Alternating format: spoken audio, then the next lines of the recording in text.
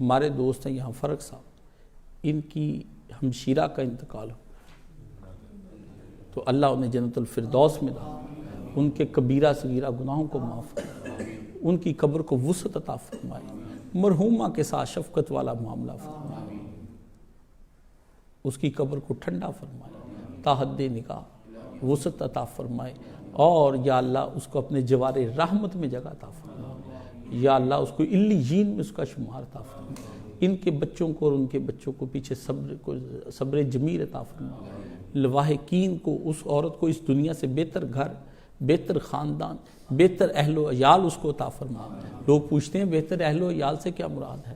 وہاں ساری نیک عورتیں حضرت فاطمہ کا جو ہے وہاں ان کی کمپنی اس کو مل جائے گی۔ اہل سے مراد صرف یہی نہیں ہوتا خاندان، کمپنی نصیب فرما،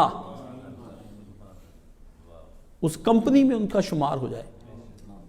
رات کو وہ جیسے کلب ہوتا ہے، سب بیٹھتے ہیں وہاں، سارے رات کو آ جاتے ہیں، جائیں گے وہاں پر نبی بیٹھے ہوں گے، صدیق ادھر عورتوں کی طرف، عائشہ، حضرت خدیجہ ساری وہ ادھر بیٹھی ہوئی ہیں، وہ اس کمپنی میں، اس کلب میں کو جوائن کرتے ہیں، نیکوں کا کلب، واک کرتے ہیں، روٹی کھاتے، پانی پیتے، ہنستے کھیلتے مسکراتے ہیں، جسموں کو سلا دیا جاتا ہے، روحوں کو وہاں پہ رکھ دیا۔ وہاں ایک اور جسم بنایا ہوا ہے اللہ نے، دو جسم ہیں، ایک جسم وہ ہے جو قبر میں رکھ کے چلے جاتے ہیں، فرشتے یہاں سے روح کو نکالتے ہیں، یہ آپ قبر میں رکھاتے ہیں، وہ مٹی میں چلا جاتا ہے۔ ایک جسم اللہ نے وہاں بنایا ہوا ہے، اس جسم میں نئے کپڑے جیسے آپ پہن لیتے ہیں، اس جسم کے اندر جا کے روح ڈال دی جاتی ہے، اس روح سے اور جسم سے پھر سوال و جواب ہونے شروع ہو جاتے ہیں،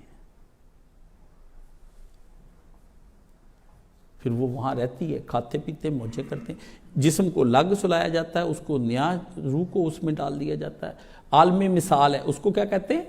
عالم مثال، جیسا یہاں پر ہے ایسے ہی مثال کہتے ہیں نا، یہ مثال وہاں کی، بالکل اس کی مثل کا وہاں پر ایک عالم ہے، بس وہ آپ کی سمجھ نہیں آنا، آپ کی سمجھ کیوں؟ ماں کے پیٹ میں بچہ ہے، اس کو باہر آ کر کیا بتائیں گے آپ؟ ایک آدمی کہتا جی قبر میں کیسے عذاب ہوتا ہے، میں نے کہا قبر میں چھوڑا، دنیا میں ہونا شروع ہو جاتا ہے جب اس کی جان نکالتے ہیں۔ قرآن مجید میں نے اب پڑھایا نہیں پچھلے دنوں کے سورہ الانعام کے اندر کہ جب فرشتے آتے ہیں ان کو عذاب دے دے کے نکالتے ہیں ان کی روحوں کو، تم قبر کے عذاب کے منکر ہو؟ عذاب تو ادھر ہی شروع ہو جاتا ہے، وہ اندر آئیں گے، کوڑے پکڑے جیلیں ان کے پاس، مار اس کے آنکڑے آتے ہی اس کو پکڑ کے ملک الموت دل کی رگوں کو زور سے دباتے ہیں، چیخیں نکل جاتی بندے کی اندر کی، پسینے چھوٹ جاتے، پر بندے کو بولنے کا حکم نہیں ہوتا۔ بعض تو چیختے ہیں، بعض کو چیخنے کا حکم نہیں، بعض کی زبان ہی بند کر دیتے، پتہ ہی نہیں کسی کو چلتا، اندر ہی اندر اس کو۔ آپ جب خواب دیکھ رہے ہوتے ہیں، کسی کو پتا ہے میں پاس بیٹھا ہوں، آپ کو اندر ایک آدمی مار رہا ہے، عذاب مل رہا ہے، آپ کو پتا چلتا؟ مجھے پتا چلے گا نہیں، آپ ڈر کے اٹھے، میں کہا کیا ہوا، میں نے برا خواب دیکھا۔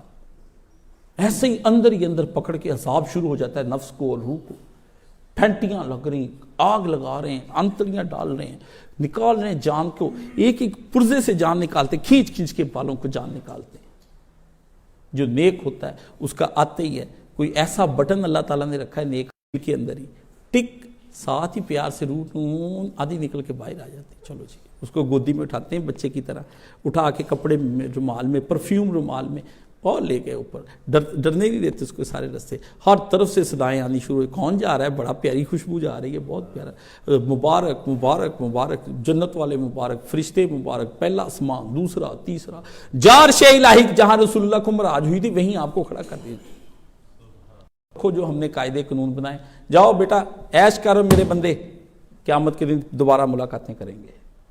پہلی ملاقات کرا کے ترستے ہیں بندے، پھر وہاں علیین میں بیٹھے کہتے ہیں یا اللہ دوبارہ ملاقات کرنی تجھ سے، تیری آواز سننی۔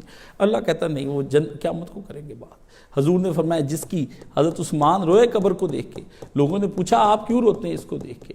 آپ نہ جنت کے ذکر پہ روتے نہ جہنم کے رزق پہ روتے، اس پہ کیوں روتے ہیں؟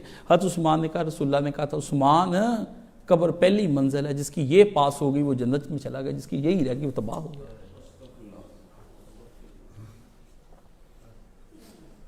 اتوار کے روز درس ہوتا ہے تو درس میں آ جایا کریں، کچھ نہیں ہوتا، میں نے اس اتوار کو درس دیا ہے، باوجود تکلیف میں، آپ کو تو اللہ نے میری والی تکلیف نہیں دی، پھر کون سی چیز ہے جو آپ کو گھر بٹھائے؟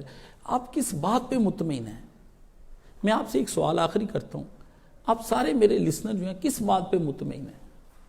کس چیز نے آپ کو اطمینان دلایا ہوا ہے کہ آپ لوگ کہتے ہیں کہ ہم جو کچھ کر رہے ہیں یہ ٹھیک ہے، ہمیں نہ بھی جائیں گے تو کوئی مسئلہ نہیں ہے؟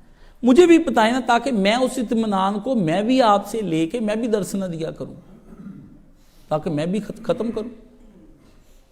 کون سی چیز اللہ پوچھتا ہے؟ ان سے پوچھو یہ کس بل بوتے پر اور کس گمان میں پھنسے ہوئے ہیں۔ رحمتوں والا گمان ہوتا تو حضور پاک 2-3 سال تقریر کرنے کے بعد، دین پہنچانے کے بعد بند کر دیتے۔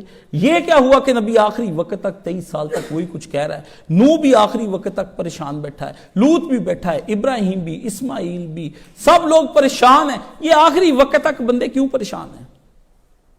آپ ادھر اطمینان سے بیٹھے ہوئے ہیں۔ تو کوشش کر کے دنیا کے کاموں کو پیچھے چھوڑ کر آیا کریں، کچھ نہیں ہوتا۔